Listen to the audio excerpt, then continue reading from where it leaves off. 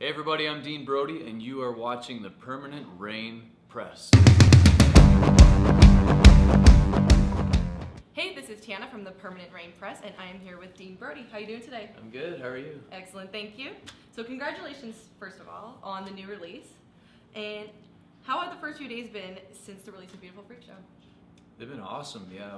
It's been amazing to see the new music go out. It's hard to believe, but it's been 6 albums. Like, this is the 6th record. And so yeah, you're always a little bit nervous when it comes out, and you're like, oh, I hope my fans are okay with this. But I think there's something for everybody on there. We still have traditional stuff. We've got songs like Blueberry Sky that Vince Gill played on. We've got like Soggy Bottom Summer, just Time, stuff like that. That's just stuff that I've been doing since the beginning, really traditional. But then also push the boundaries a little bit with Beautiful Freakshow, and Bush Party's pushed it a little bit there too. Cool. And have you read any fan responses on it, like on the internet?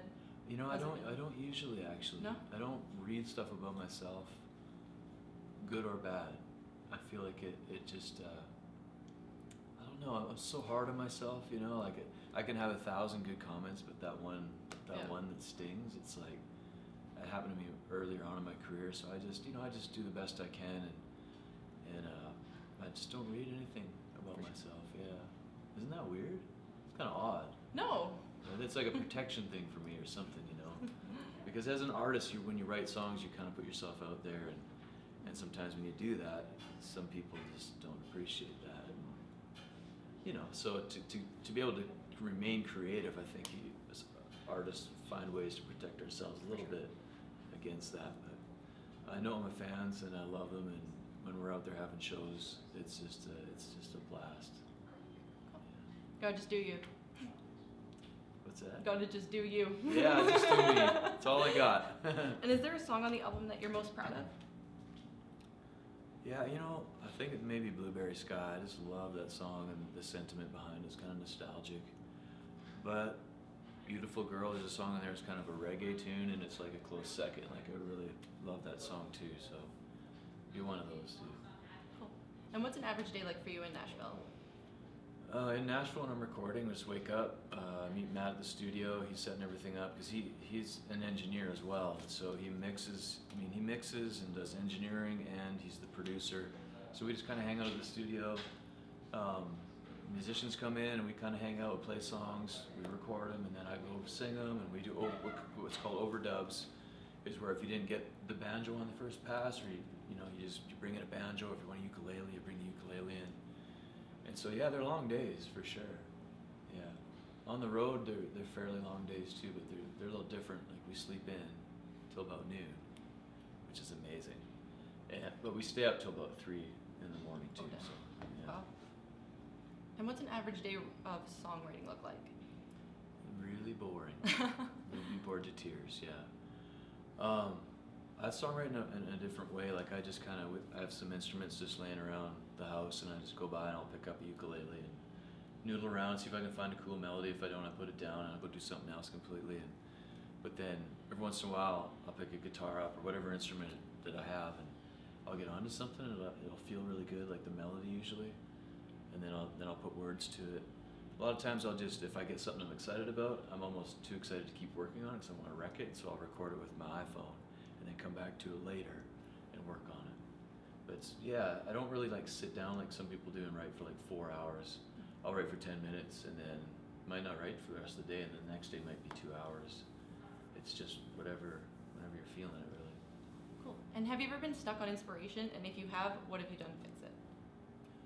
Kind of like a writer's block? Yeah, if you have a writer's block, is there anything that you do? Do you have any routines that you do to get your creative juices flowing? Yeah, I find movies are really inspiring. Movies, stories, even just stepping away from music for a while. Don't listen to any music, just completely shut down, and then give it a week or two. And I've been really fortunate so far with my writer's block, because I think I don't know, I don't write a whole lot, so when I do write, I'm inspired, and I don't burn myself out. Cool. And how has your life changed since winning 4 CCMA awards for Bring Down the House? Since that was a song you kind of took a chance on, how has that shaped the way you write now?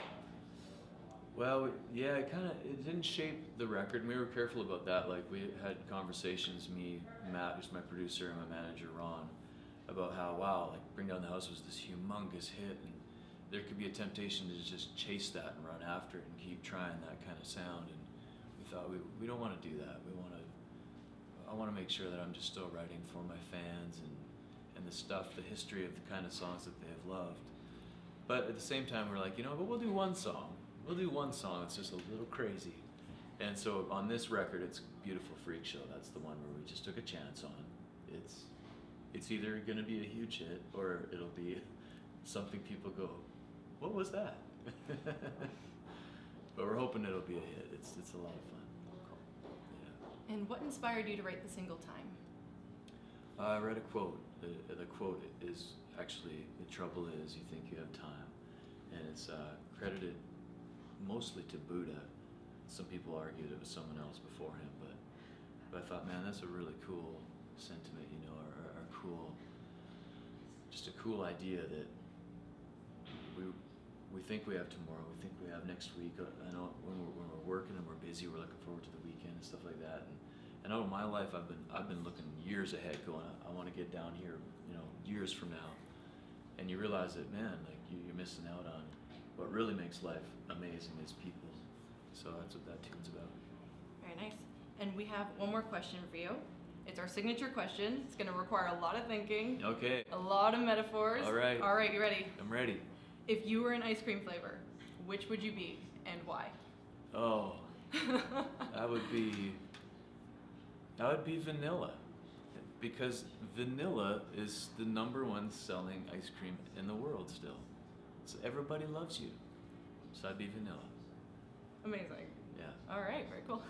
Well, we want to thank Dean Brody for chatting with us today, and be sure to check out his brand new album, Beautiful Freakshow.